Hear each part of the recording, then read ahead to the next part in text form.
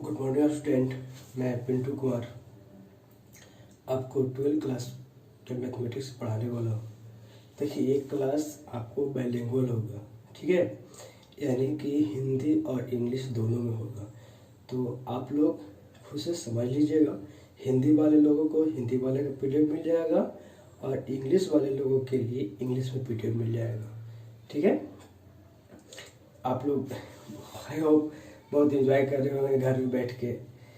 देखिए जिस तरह से आपका 10वीं क्लास 10th क्लास का रिजल्ट पे पूरा भविष्य डिपेंड किया। कहने का मतलब ये है कि होल लाइफ में, अपने पूरे जीवन में 10वां का मार्कशीट जो नंबर आया है वो बदलने वाला है, नहीं ना। उसी तरह यह भी 12th क्लास आपका बोर्ड का एग्जाम है। आप जितना ज़्यादा मेहनत करिएगा उतना अच्छा नंबर आएगा और यही मार्क्स आप आगे जाके काम करेगा, यानी पूरा जीवन में यही मार्क्स काम करेगा, दोबारा बदलने वाला नहीं है, ठीक है। तो एक बार इस पे काफ़ी मेहनत करिए। कहने का मतलब कि 11th क्लास में आप लोग बहुत इंजॉय किए, तो ऐसा इंजॉय 12th क्लास में नहीं होना चाहिए। कंटिन्यूअस पढ़िए, और ऐसा महामारी भी आ चुका है, आप लोग इसका फायदा भी उठा रहे होंगे घर में रह के, है ना। लेकिन खैर, इसके विपरीत होना चाहिए काम। घर में रहिए, सुरक्षित रहिए, लेकिन पढ़ाई जारी रखिए। कुछ पढ़िए, ऐसा नहीं है कि 10 घंटा पढ़िए, आप एक घंटा पढ़िए, लेकिन पढ़िए जरूर। क्योंकि आपको जानते हैं, हम लोग जानते हैं कि कर्म ही पूजा है, ठीक है। जितना अच्छा कर्म होगा उतना अच्छा भविष्य बनेगा, यानी कि वर्तमान अच्छा होगा तो भविष्य भी अच्छा होगा, ठीक है। इसलिए वर्तमान का रिजल्ट, भविष्य जो है वर्तमान के कर्म पे यानी काम पे ही निर्भर करता है, ठीक है। मैं अलजेब्रा के टॉपिक का पहला टॉपिक है, उसमें मैट्रिक्स, ठीक है। चलिए, मैट्रिक्स देखिए, मैट्रिक्स को हिंदी में कहते हैं अवयव, ठीक है। तो ये मैट्रिक्स होता क्या है, यानी कि आपको अवयव होता क्या है। तो देखिए, अवयव संख्याओं या फलनों का एक अरेंजमेंट है, ठीक है। अब वो जो संख्या होगा या फिर वो जो फलन होगा, फंक्शन होगा या नंबर होगा, वो क्या होगा, वह उस मैट्रिक्स का अवयव होगा, एलिमेंट होगा। यानी इसको डिफाइन आप कर सकते हैं कि मैट्रिक्स इज ए रेक्टेंगुलर आयरिंग। देखिए, आयरिंग मतलब होता है अरेंजमेंट ऑफ नंबर्स या फंक्शन, ठीक है। और ये नंबर्स या फंक्शन यानी कि दीज नंबर्स या function is called element of matrix, ठीक है। यानी कि अवयव जो है एक नंबर और या फलन का एक रेक्टेंगुलर सजावट है, ठीक है।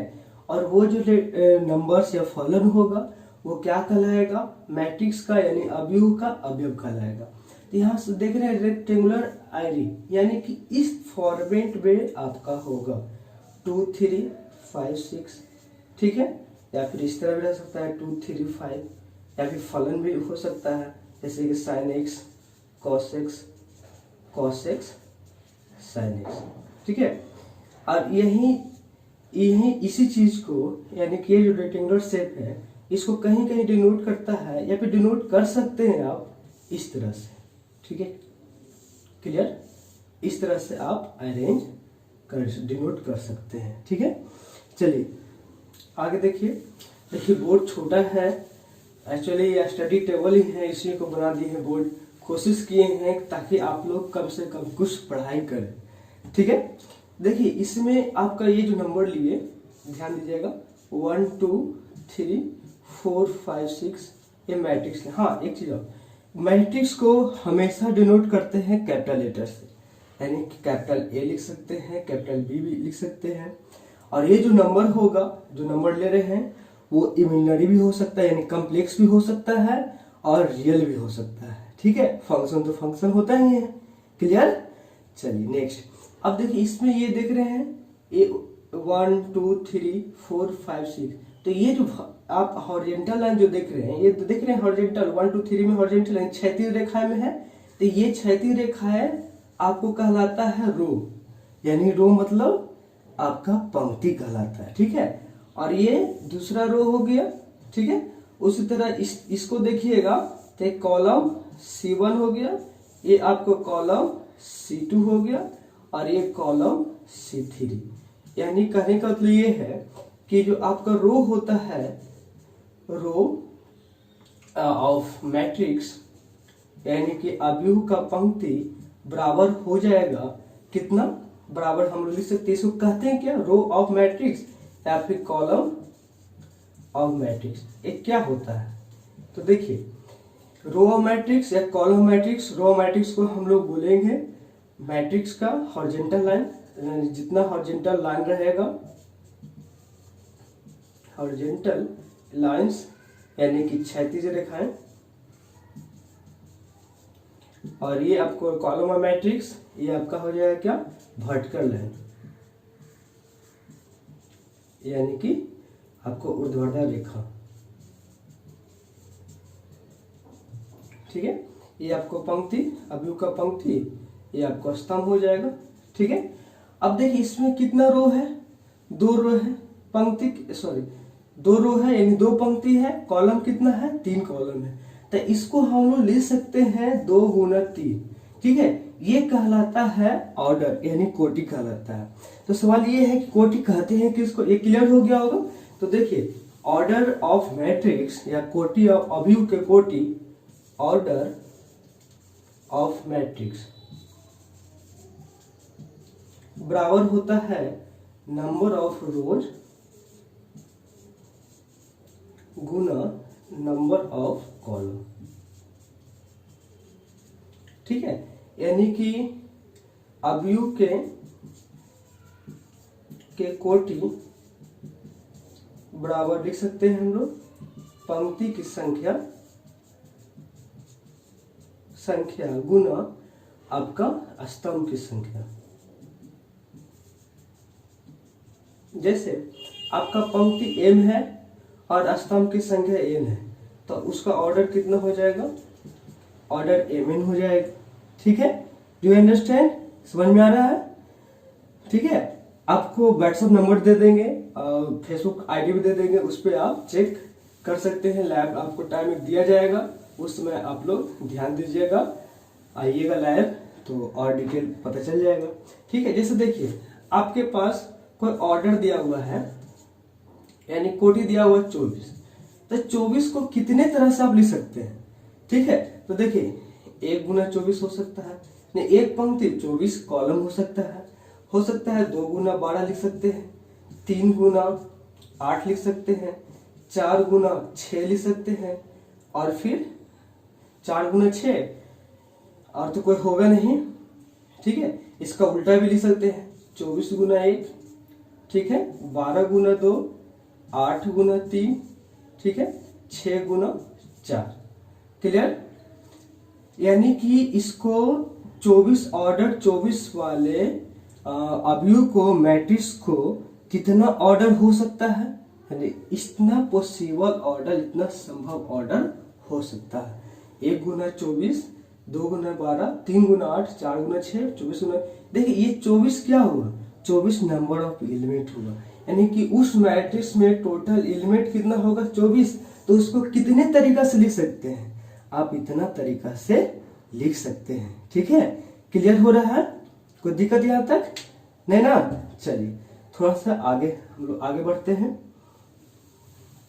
जैसे देखिए एक मैट्रिक्स में, यानी एक अवयव में 13 एलिमेंट है। ठीक है, नंबर ऑफ एलिमेंट कितना है, 13 है।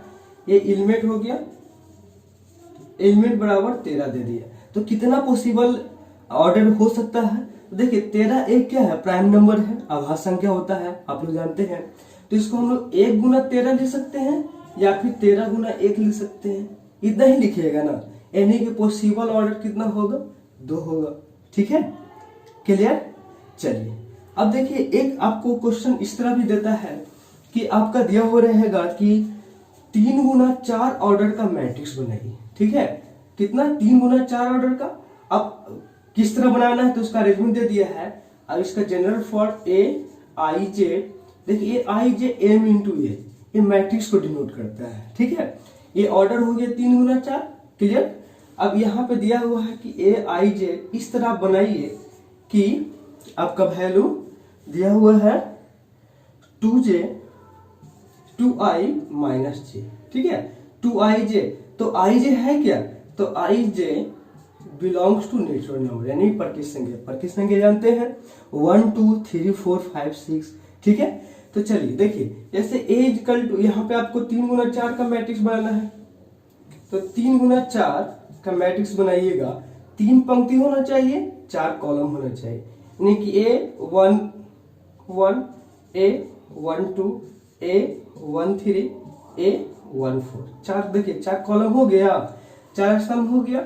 पंक्ति देखिए 2 1 A2 2 A2 3 A2 4, फिर A3 1 A3 2 A3 3 A3 4। ठीक है, अब यहां से देखिए आई जे का वैल्यू तो आप रख लिए, अब यहाँ पे पुट करिए वैल्यू। तो देखिए 1 1 पुट करिए, 2 गुना 1 माइनस 1, 2 गुना 1 माइनस 1 कितना होता है, 1 हो गया। 1 2, तो 2 माइनस 2 0 हो गया। 1 3, 2 माइनस 3 माइनस 1। ठीक है, 1 2 माइनस 4 माइनस 2 हो गया। ठीक है, 2 1, यानी 2 गुना 4 माइनस 1, 4 माइनस 1 3 हो गया। 2 2 गुना 4 माइनस 2 कितना, 2 2 3, 2 गुना 4 माइनस 3 कितना, 4 माइनस 3 1, 2 गुना 4 माइनस 4 0। ठीक है, 3 1, यानी 3 गुना 6 माइनस 1 कितना, 5। 3 2, 3 गुना 6 माइनस 2 4 हो गया। 3 3, द्वितीय 6 माइनस 3 3 हो गया। द्वितीय 6 माइनस 4, 6 माइनस 4 कितना, 2। तो ये आपको 3 गुना 4 ऑर्डर का एक मैट्रिक्स बना। ठीक है, क्लियर। इसी तरह आपका सीट मिल ही गया होगा, उसमें बहुत सारा क्वेश्चन दिया हो रहेगा, उसको प्रैक्टिस करिएगा। ठीक है, आई होप क्लियर हो रहा होगा, है ना। तो हम लोग फिर आगे बढ़ते हैं। अब देखिए ये तो क्लियर हो गया कैसे हम लोग अरेंज करते हैं, है ना। एक देखिए एक बहुत छोटा सा क्वेश्चन आता है कि एक 3 गुना 3 ऑर्डर का मैट्रिक्स बनाइए। ठीक है, उसमें एलिमेंट कितना होना चाहिए, 0 या फिर 1 होना चाहिए, या तो 0 होना चाहिए या 1 होना चाहिए। ऐसे अवयव की संख्या कितना होगा, यानी कि ऐसे मैट्रिक्स का नंबर कितना होगा।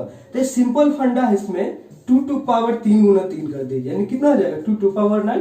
2 टू पावर 9 कितना होता है, 2 गुना 4 2 8 2 16 2 32 2 64, 64 दूना 128, 128 दूना आपको हो जाएगा 256 दूना 512, यानी टोटल संख्या 512 हो जाएगा। ठीक है, अब हम लोग आगे बढ़ते हैं मैट्रिक्स के प्रकार पे, यानी कि टाइप्स ऑफ मैट्रिक्स सीखते हैं कि टाइप्स ऑफ मैट्रिक्स कितने टाइप्स का मैट्रिक्स होता है। ठीक है, देखिए ये जो मैट्रिक्स है, मैट्रिक्स का यूज आगे चल के आप कंप्यूटर साइंस में बहुत यूज होता है, या फिर जो सोल्यूशन ऑफ इक्वेशन निकालते हैं, x plus y plus z, value 2 variable का, 3 वेरिएबल का, 4 वेरिएबल का, 5 वेरिएबल का, बहुत सारे वैल्यू उसका निकाल सकते हैं आप। ठीक है, तो चलिए हम लोग अब सीखते हैं टाइप्स ऑफ मैट्रिक्स। देखिए जनरली बेसिक जो होता है लगभग 6-7 टाइप का होता है। डू यू अंडरस्टैंड, देखते हैं। सबसे पहला आपका है टाइप्स ऑफ मैट्रिक्स। ठीक है, देखिए सबसे पहला रो मैट्रिक्स। ठीक है, रो मैट्रिक्स को हिंदी में कहते हैं पंक्ति अवयव। ठीक है, तो रो मैट्रिक्स में क्या कहते हैं किसको, वैसा मैट्रिक्स जिसका एक ही रो है, यानी कि वैसा अवयव जिसका एक ही पंक्ति हो, यानी पंक्ति तो ये हो जाएगा।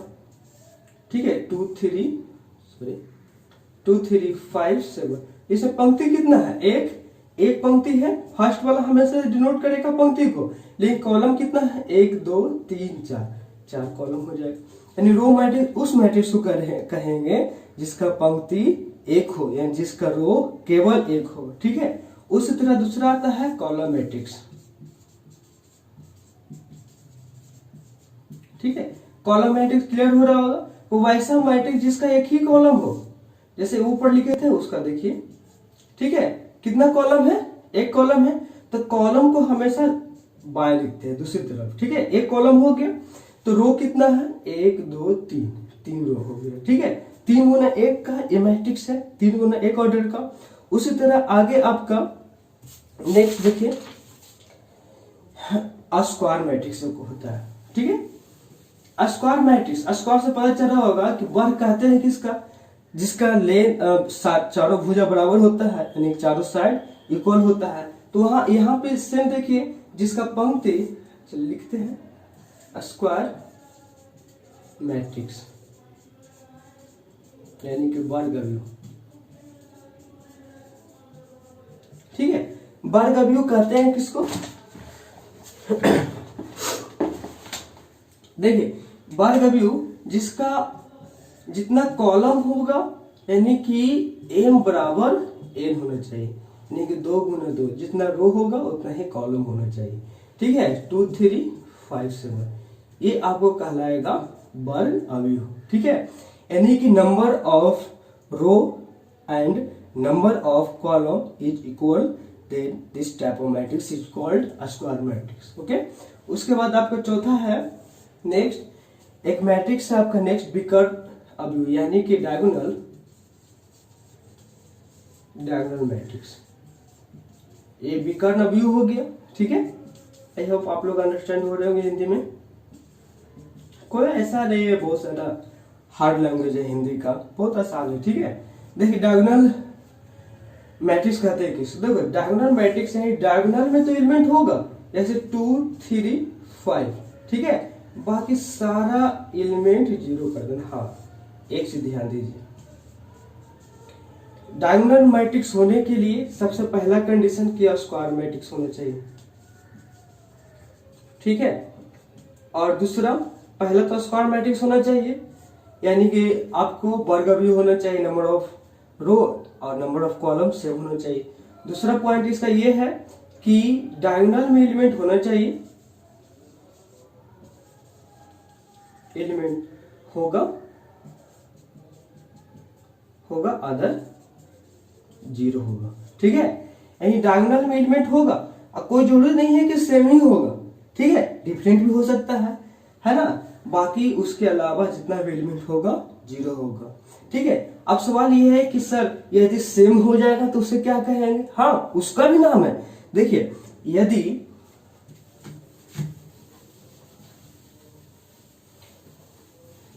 यदि वैसा डायगोनल मैट्रिक्स जिसका एलिमेंट सेम हो, जैसे यहाँ पे √2, ये √2, डायगोनल एलिमेंट सेम होना चाहिए, ये √2 लिए 0 0 0 0 0 0।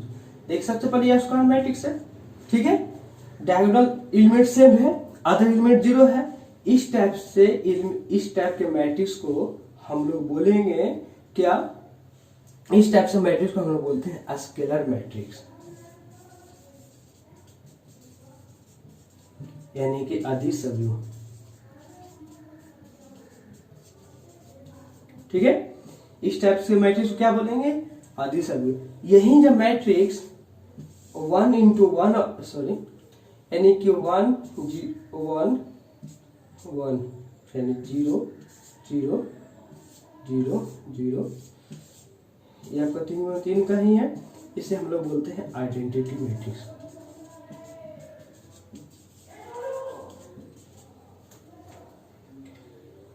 यानी कि तत्समक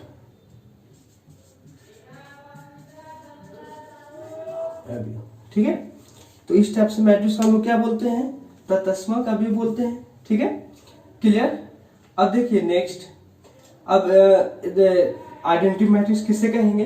तो वैसा मैट्रिक्स जो सबसे पहले स्क्वायर मैट्रिक्स होना चाहिए और डायगोनल एलिमेंट 1 होना चाहिए, ठीक है। स्केलर मैट्रिक्स किसे कहेंगे? वैसा स्क्वायर मैट्रिक्स जिसका डायगोनल एलिमेंट सेम होना चाहिए, ठीक है। क्लियर? चलिए नेक्स्ट, अब देखिए जीरो मैट्रिक्स। आपको पता चल रहा होगा कोई मैट्रिक्स जीरो मैट्रिक्स कब कहलाएगा? जब उसका सारा एलिमेंट जीरो होगा। ठीक है, क्लियर। सारा एलिमेंट जीरो तो उसको हम डिनोट करेंगे, क्या बोलेंगे उसको, जीरो मैट्रिक्स। ठीक है, क्लियर। चलिए नेक्स्ट। अब देखिए कि आप दो मैट्रिक्स को इक्वल कब कहेंगे। ठीक है, यानी कि इक्वलिटी ऑफ टू मैट्रिक्स। देखिए ये A बराबर B, दो मैट्रिक्स बराबर हो, एक कब बराबर होगा, जब इसका दोनों का एलिमेंट सेम होगा।